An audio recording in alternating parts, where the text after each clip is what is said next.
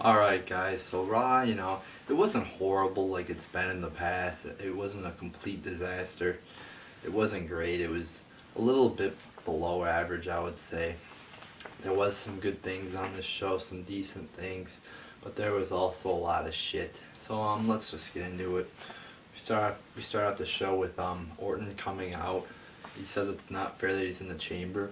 Although that's the point of the match. I mean, he keeps complaining about defending the belt at these pay-per-views against Cena and shit. Oh, that's the rules. You gotta have a rematch. He was complaining about having a rematch with Cena. Then he's complaining about being in the chamber, even though that's the rules. You gotta have a chamber match.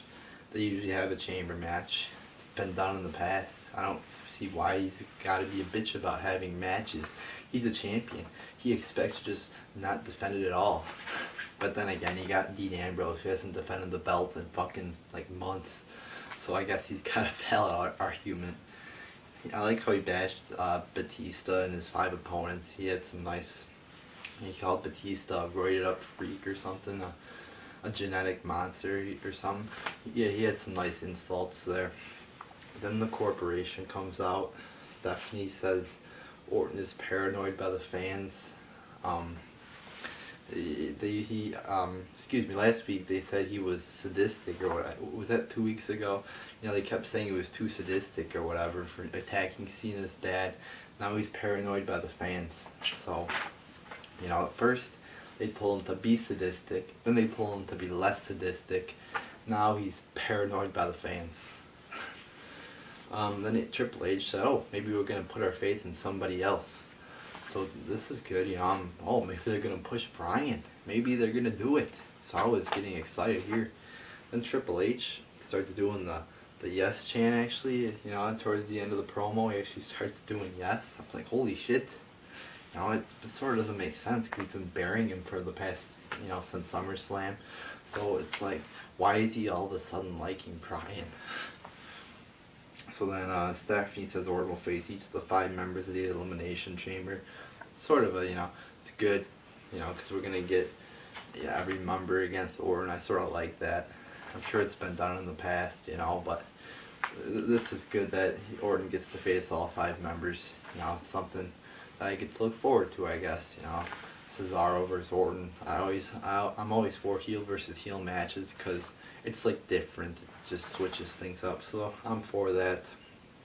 So if Bryan wins, Triple H says we're gonna get was it Seth? Yeah, I don't know. But if Bryan wins, they could reconsider who is gonna be the next face, who's gonna be the face of the WWE. It could be Bryan. I'm like, oh shit, they might actually do this. Or my best bet is they're just teasing us, trying to get us all happy. Oh, are they going to make Bryan the face? They could make Bryan the face. And then they're just kind of not do anything with it. But that was an alright way to start the show there. It was alright, Not anything special, not anything horrible. It's just alright. Shield defeating Rey Mysterio, B. Langston, Kofi Kingston. It was alright. Decent maybe. Okay to decent match. I don't. Oh, by the way, it's Shield versus Wyatts at the Chamber. Good. This should be a pretty entertaining match here. I don't get why they just put 3 random guys together as a team against Shield. Sort of stupid here. JBL actually brought up Ambrose not defending the belt here. At least somebody is recognizing that Ambrose hasn't defended the belt in like fucking 5 months. It's about fucking time he defends the belt. It's not that hard. Just put him in a fucking match. Make a fucking storyline. It's not that hard. It was a cool spot. They had like this power bomb I think they had Rey in like a power bomb position, and Reigns came by for a clothesline. That was a cool spot. There was a little bit of a botch on the elbow. Reigns was throwing an elbow on Rey, and Rey sold too early. Sort of looked pretty weird. But yeah, there are some good spots in here made for a average to decent match. Then Wyatt's Shield wins. Then because Ambrose actually tagged in, Reigns was about to hit the spear. Ambrose tagged in, did his reverse DDT finisher, which I like that finisher. It's a cool finisher. Teasing dissension still. Then Wyatt's cut a promo.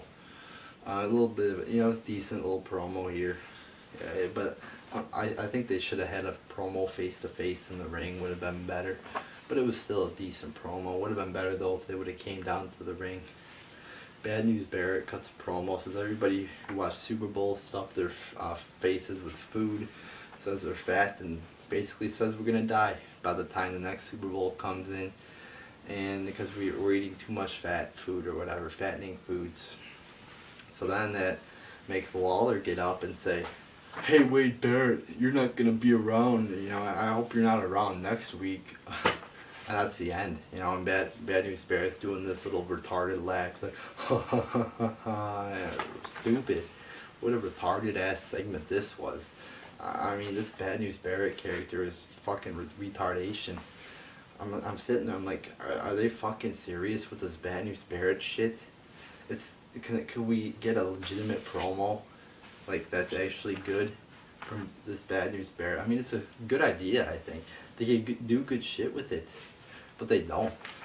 They could come up with something creative, something maybe a little bit funny and entertaining, but they don't. Instead, you got Jerry Lawler saying, "Oh, I hope you're not around next week, Bad News Barrett." Shut the fuck up, Jerry Lawler.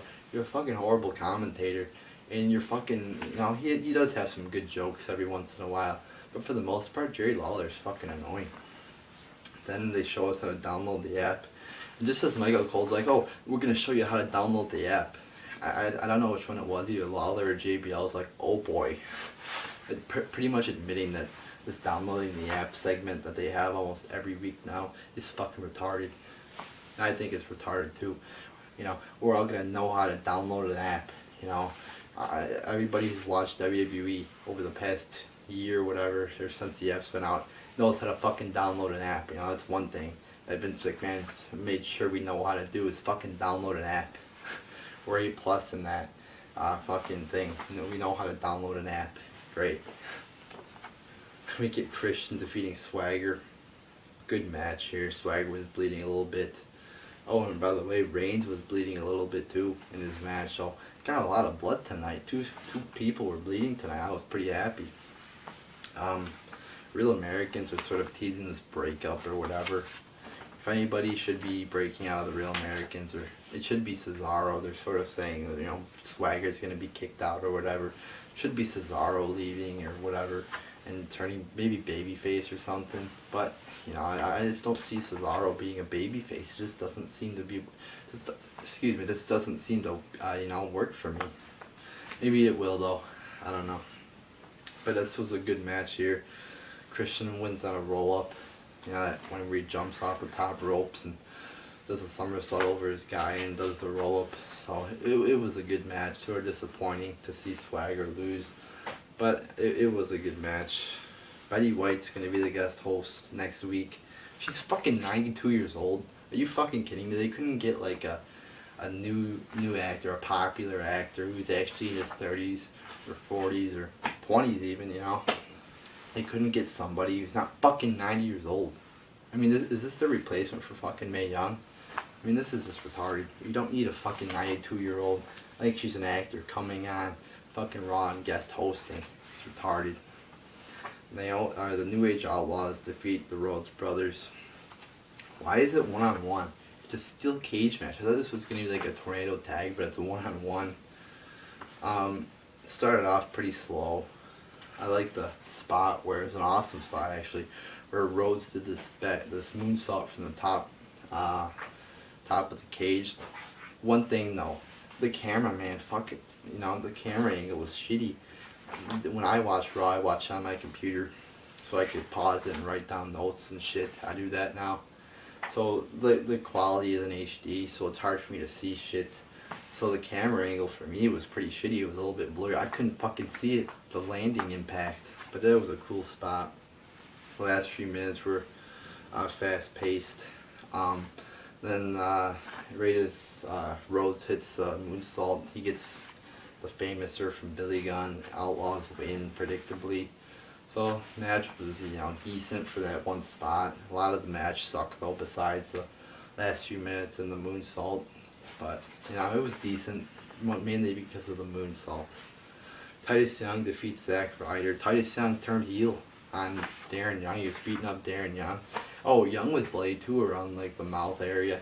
Good. More blood. Seen a lot of blood in the past couple days. I didn't even watch SmackDown. But good. Titus O'Neil turning. Looked pretty good too. They were showing highlights of it. Pretty good beatdown it looked like. Happy to see Titus Young turning heel. This was just a squash match. It it did what I thought it would do. Wasn't anything great. Wasn't anything horrible. Just a typical squash match. Ryder's, I don't even know what the fuck Ryder's even doing on the WWE in WWE anymore. They don't have any use for him. They might as well just release him if they're not going to do anything with him.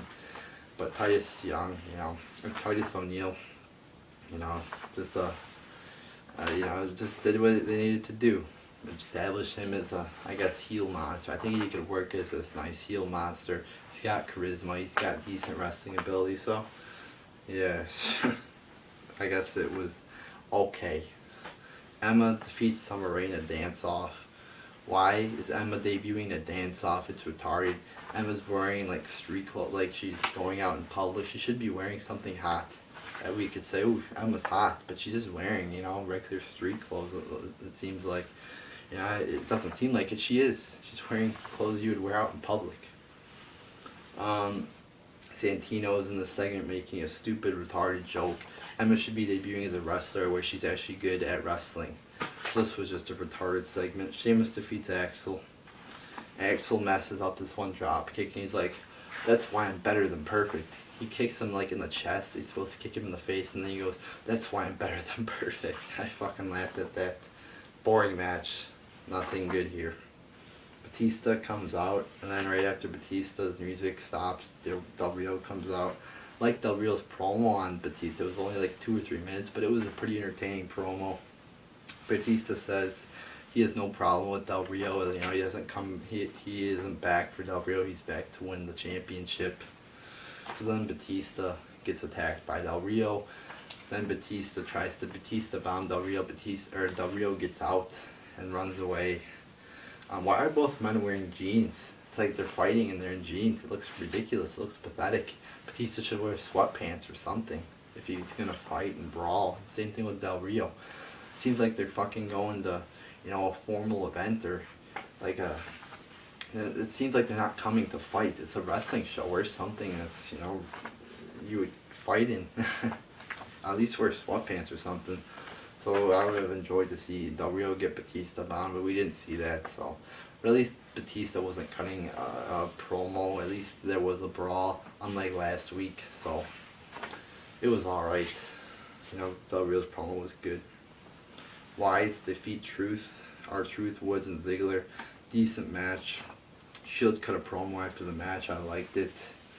But again, the two teams should have had an in-ring confrontation instead of even, cut these two matches out and just give them an in-ring confrontation. I can't say that word. Or, make a match between Ambrose and Bray Wyatt or some shit like that.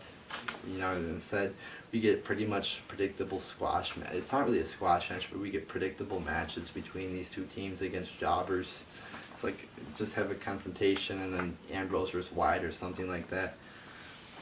We get a Rusev promo, actually, where he talks in Bulgarian. They should have bring up Neville or somebody else other than Rusev. It's like, there's more people in NXT who are more talented than Rusev, at least from what I've seen. They could bring up Neville. He's the most talented one in NXT. And we defeat Oksana. Okay match for a Divas match. Some nice moves by Naomi. AJ was good on commentary. And that's all I gotta say about this match. Bryan defeats Orton in the main event.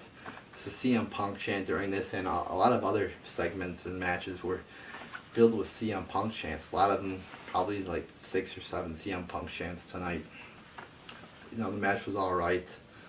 There were some good spots in here, but it was slow a lot. A lot of slow spots and slow moments here where it just seemed dragged out and slow. I was hoping for more fast-paced wrestling. Then Kane comes out to try to distract Bryan, but Bryan knees Orton, gives him the Shining Wizard or whatever the fuck it's called. The high knee, the running knee, pins Orton, 1, 2, 3, great. Bryan's beat the champion, yay! Then Kane and Orton attack Bryan, sort of take the spotlight off of Bryan. Wasn't happy about that. So yeah, that's about it for your Raw review. Show was a little bit below average. So there you go, people.